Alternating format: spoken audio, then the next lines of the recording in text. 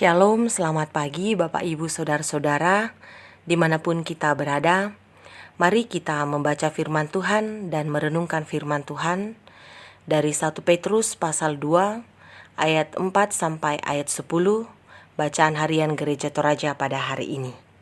Sebelum membaca firman Tuhan ini, mari kita berdoa. Bagimulah Tuhan kemuliaan kami persembahkan. Hanya oleh kasih karunia-Mu kami boleh menjalani hidup dalam seluruh kesempatan yang Tuhan perkenankan bagi kami.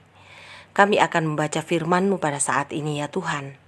Kami juga akan merenungkan firman-Mu. Kiranya Roh Kudus menuntun kami. Kami boleh memahami dan kami boleh melakukan dalam seluruh kehidupan kami. Layakkanlah kami ya Tuhan. Kami sambut firman-Mu hanya di dalam nama Yesus Kristus, Tuhan dan Juru Selamat kehidupan kami. Amin.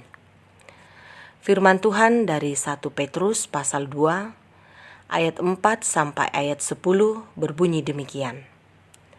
Dan datanglah kepadanya batu yang hidup itu, yang memang dibuang oleh manusia, tetapi yang dipilih dan dihormat di hadirat Allah. Dan biarlah kamu juga dipergunakan sebagai batu hidup untuk pembangunan suatu rumah rohani, bagi suatu imamat kudus, untuk mempersembahkan persembahan rohani yang karena Yesus Kristus berkenan kepada Allah. Sebab ada tertulis dalam kitab suci, sesungguhnya aku meletakkan di Sion sebuah batu yang terpilih, sebuah batu penjuru yang mahal, dan siapa yang percaya kepadanya tidak akan dipermalukan. Karena itu, bagi kamu yang percaya, ia mahal.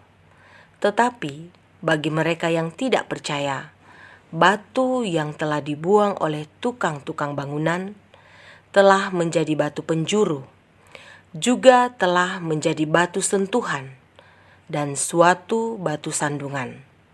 Mereka tersandung padanya, karena mereka tidak taat kepada firman Allah, dan untuk itu mereka juga telah disediakan.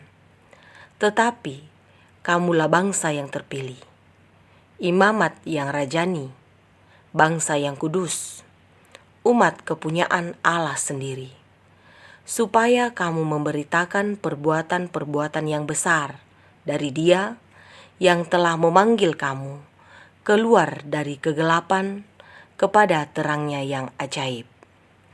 Kamu yang dahulu bukan umat Allah, tetapi yang sekarang telah menjadi umat-Nya, yang dahulu tidak dikasihani, tetapi yang sekarang telah beroleh belas kasihan. Amin firman Tuhan. Bacaan kita ini diberikan tema batu hidup. Saya teringat satu cerita ketika saya masih di SD dulu dalam pelajaran bahasa Indonesia tentang cerita Batu Badaon. Batu Badaon adalah satu batu yang dimana batu ini mendengarkan keluh kesah seorang ibu tentang anaknya yang tidak dengar-dengaran, menyusahkan hatinya. Lalu kemudian oleh Batu Badaon itu perlahan-lahan mendengarkan keluh kesah si ibu ini, dan Batu Badaon seolah-olah menelan ibu ini. Ini tentu adalah satu cerita, satu dongeng di pelajaran SD saya dulu. Mungkin kita yang mendengar renungan ini juga mengingat kisah ini ketika mungkin kita masih SD seperti saya. Bacaan Alkitab pada saat ini juga berbicara tentang batu hidup. Tentu batu hidup yang dimaksud di sini bukanlah seperti Batu Badaon yang saya ceritakan tadi, tetapi batu hidup yang diungkapkan dalam bacaan kita pada saat ini jelas dan sangat jelas mengacu kepada Yesus Kristus Tuhan dan Juru Selamat kita. Yesus Kristus merupakan satu-satunya batu fondasi dari seluruh kehidupan umat manusia, seluruh pengharapan manusia, dan seluruh kebahagiaan manusia. Yesus Kristus menyampaikan segala hal yang benar tentang Allah. Kita bisa bandingkan dengan Matius pasal 11 ayat 27. Melalui Yesus Kristus, kita memperoleh jalan masuk, memperoleh keselamatan. Kita bisa bandingkan dengan Yohanes pasal 14 ayat 6. Melalui Yesus Kristus, kita mengambil bagian, diberikan kesempatan untuk memperoleh semua berkat rohani. Kita bisa bandingkan dengan Efesus pasal 1 ayat 3. Sehingga di dalam Yesus Kristus, manusia memperoleh segala hal, memperoleh kesempatan, terutama dalam hal keselamatan. Dan ini yang sangat utama dan terutama dari kehidupan manusia dalam hubungan dengan Allah.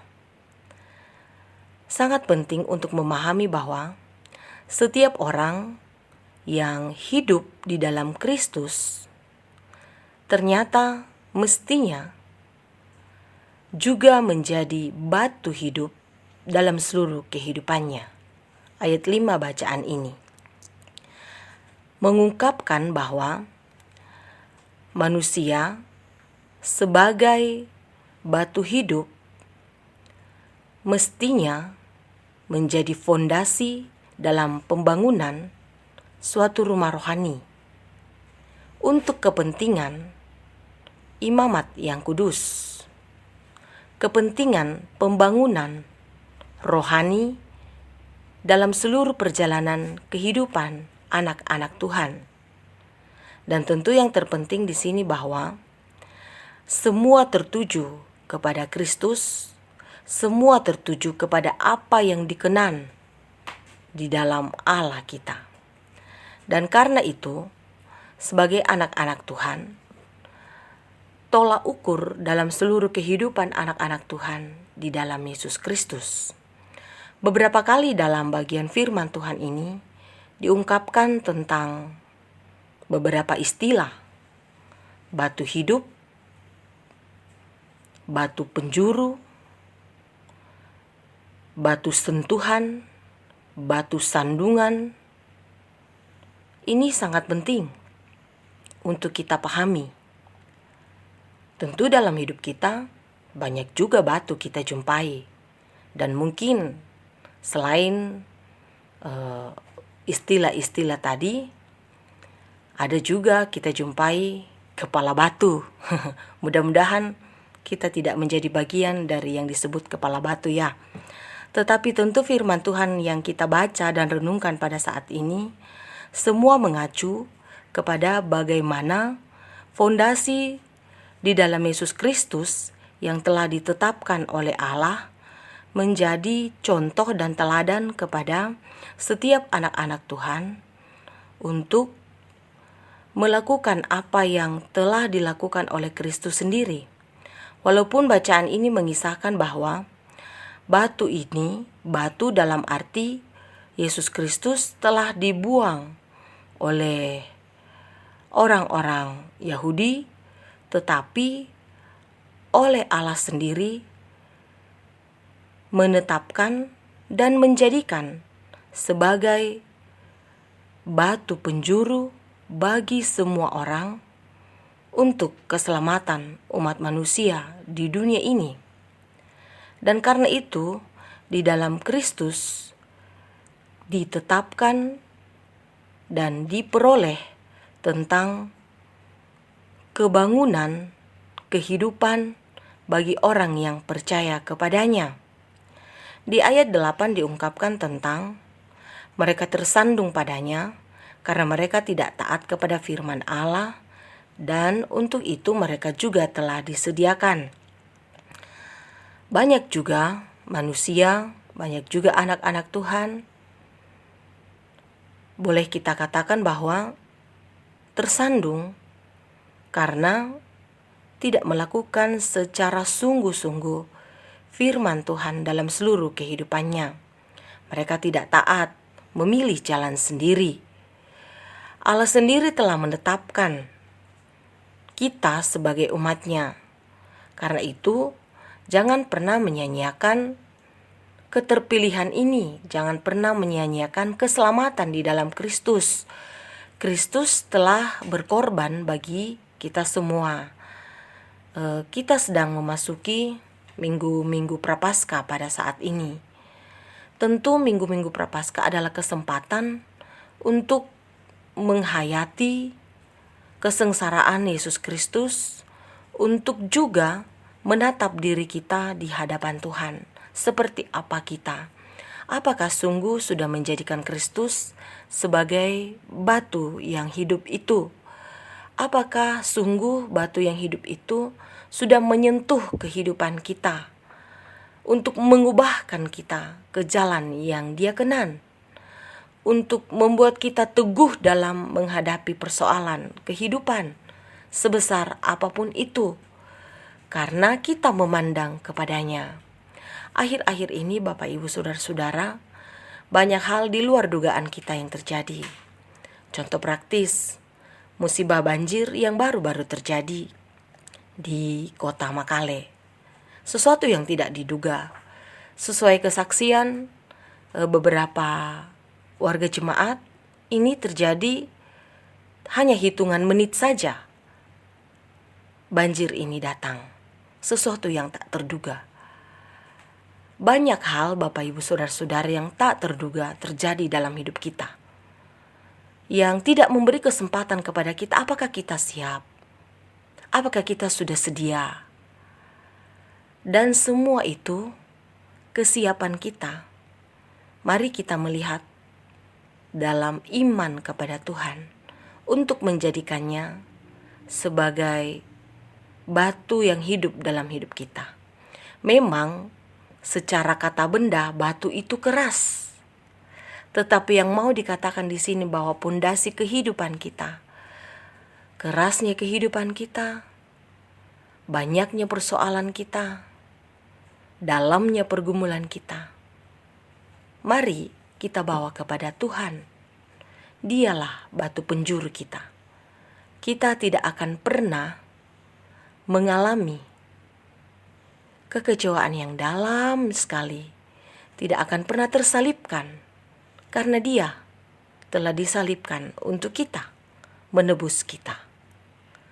Dan karena itu saya mau mengajak kita untuk menyalipkan segala hal dari sisi hidup kita yang tidak berkenan kepadanya, demi untuk Dia, agar kita pun memperoleh kesempurnaan di dalam Dia. Terpujilah Tuhan. Amin. Mari kita berdoa. Bapa kekasih jiwa kami bersyukur kepadamu. Oleh kasih karunia-Mu, kami diberi kesempatan untuk membaca firman-Mu, untuk merenungkan firman-Mu. Terima kasih Tuhan, Engkau telah menjadi batu yang hidup bagi kami. Engkau telah menjadi batu penjuru bagi kami, memberi keselamatan bagi kami, menjadi jaminan hidup kekal bagi kami. Kiranya firman-Mu ini Tuhan meneguhkan iman kami, pengharapan kami untuk senantiasa hidup di dalam Tuhan. Kami berdoa kepada-Mu ya Tuhan, untuk seluruh kehidupan yang Tuhan perkenankan bagi kami. Biarlah kasih karunia-Mu menaungi kami, memampukan kami untuk tetap berjalan di dalam kehidupan menurut kehendak-Mu, apapun adanya kehidupan kami. Di pagi hari ini Tuhan, kami berdoa kepada-Mu bagi saudara-saudara kami dalam berbagai kehidupan masing-masing, terutama yang menjadi korban musibah banjir, longsor, dan berbagai keadaan-keadaan alam pada saat ini. Biarlah kasih karunia-Mu menyertai mereka senantiasa menatap kehidupan bersama dengan Tuhan. Tentu banyak hal yang akan ditata dari awal kembali, tetapi biarlah ya Tuhan, kekuatan iman Tuhan anugerahkan, dan biarlah pengharapan kami senantiasa hanya pada-Mu. Kami sungguh percaya Engkau tidak pernah meninggalkan kehidupan kami, apapun adanya kehidupan kami. Kekuatan iman kiranya Tuhan anugerahkan. Kami berdoa kepadamu ya Tuhan, untuk bangsa dan negara kami. Biarlah ya Tuhan, kedamaian, ketenangan Tuhan anugerahkan. Demikian kepada pemerintah kami. Kiranya Tuhan senantiasa memelihara, kekuatan, kesehatan Tuhan anugerahkan. Berkatilah seluruh kehidupan kami ya Tuhan. Ampunilah segala dosa kami. Ajarilah kami untuk tetap setia hanya kepadamu saja. Di dalam nama Yesus Kristus, Tuhan dan Juru Selamat kehidupan kami. Amin. Selamat beraktivitas Bapak Ibu Saudara-saudara. Tuhan Yesus memberkati kita sekalian.